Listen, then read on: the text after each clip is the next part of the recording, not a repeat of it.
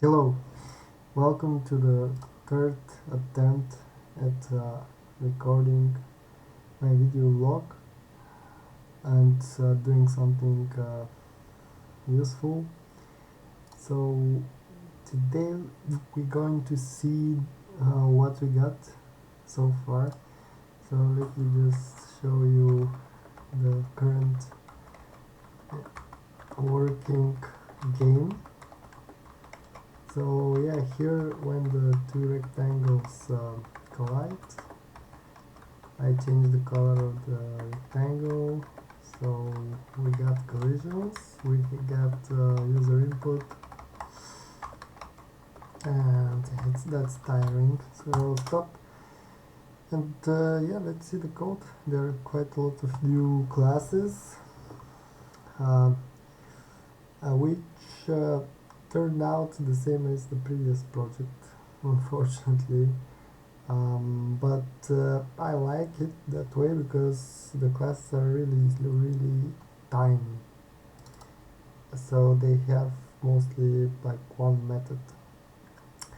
So let's first see our main function and look at what we got. So as you can see here in the while loop or the game loop, we now iterate multiple objects and we render them. As you saw, we have two, and that happens with the help of one class called primitive storage. It's a template class, and it can take any type of class, and it has ID parameter for whatever. That's the way we're going to identify the objects. They must have a getID method. So that's for the deletion and for getting items. So that's the class, and I'm just using it with game objects now. In the future we'll see whether we will have any other objects, but now we got the storage class for game objects, and that's going to stay like that for the first game, which is the breakout game. The next interesting thing is that we have collisions, and the collisions are a bit contrived maybe, but let's look at them. So the first class that is used, so there are three classes total that are used together, which do slightly different things, and hopefully could be reused in the future, but I didn't want to stick them in one class. So we got first the segmenter, which the idea is to get a rectangle and basically generate, let me show you, generate these I call them segments. So let's see, yeah, let's use another color. So these things here, that thing here is a segment, that thing here is another segment. Oh, that's a good. So you get the idea. These rectangular things on the sides of the rectangle are segments, and these are used so that in the case of a collision I can know the normal, so basically the vector that goes directly perpendicular to the surface of the side of the rectangle. So I need to know that. That's why the rectangle is constructed it has a fence of segments, and they're used for collision detection and also in the future for resolution. So the idea is that when you have a block, a tile, or a brick, and you have a ball of some sort, you want to know okay, you want to know on which side of that brick the ball has hit. So is it is it on that side? So in that case we have to reflect it based on this normal, and so on. So yeah, that's the idea. It returns a vector of segments, and the segments is a bounding box. So the minimum and the maximum points here, and also the normal, the actual normal of the segment. Okay, let's see the implementation. So it's really simple. I know this point of the rectangle and the width and the height, and I can calculate these segments based on thickness. So I need to know what's that, space over here, how much pixels is it. And yeah, that's pretty simple. I generate them, and I have also tests for this. So here I grabbed a pen and paper and wrote one scenario and fill out the test that it passed, so that's good. Then we have the other class. Let me see, it's the detector. So it takes a segmenter, it uses it, I will show you why it uses it. So here we iterate through the game objects, and we get the segments of each game object.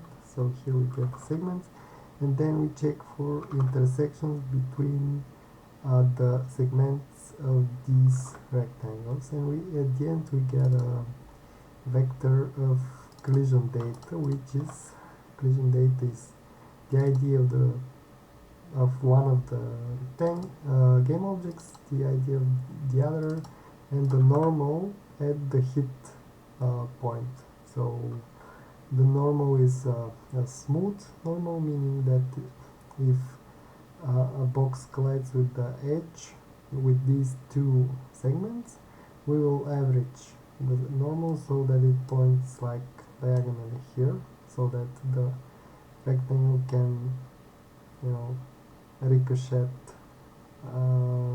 diagonally. And we has collisions. So yeah, that's most of it. And we have one more class which is actually in the current state. It's kind of strange because it returns only one collision object.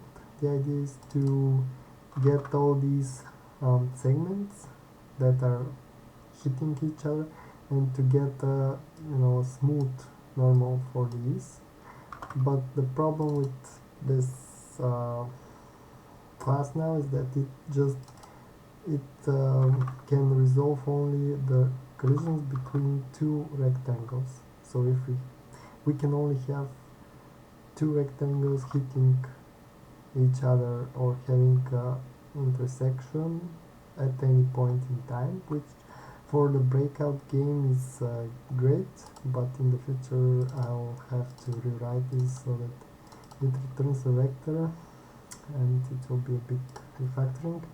And there are tests for the detector.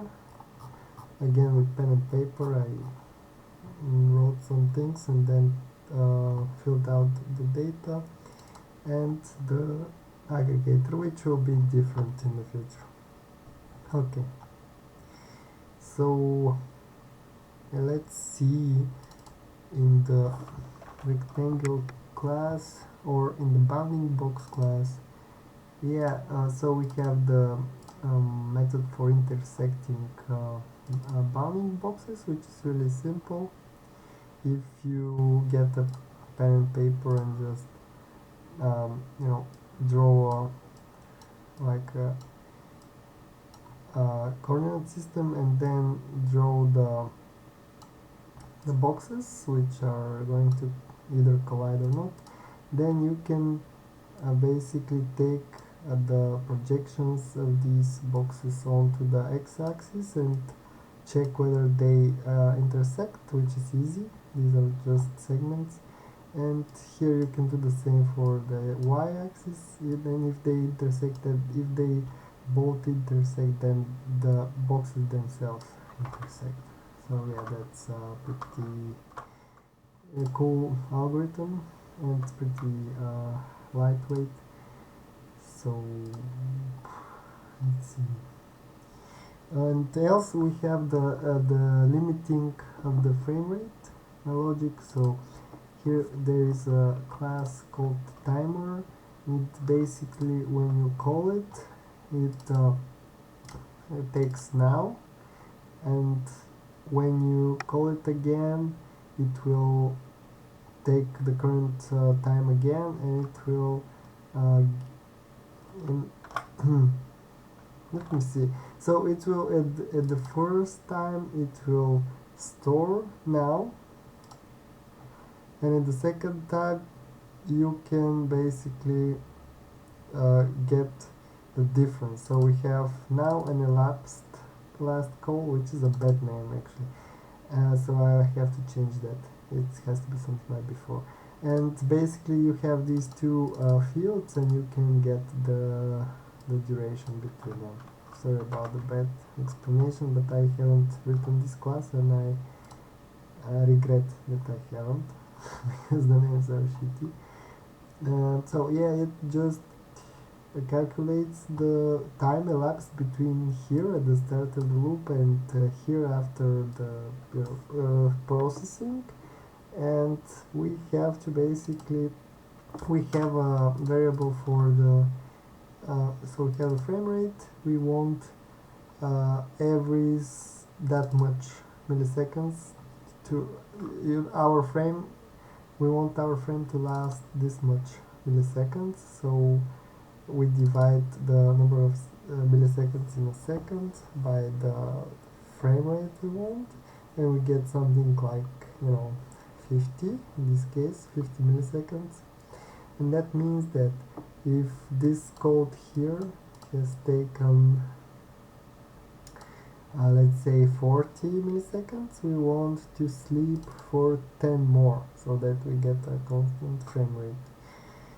And the last thing that I want to show that are the tests, but these are, so I added tests for the bounding box, I added a few tests for, no, these are not new, but I added a few new methods on the vector class, so for normalizing a vector and for getting the length which is needed for normalizing.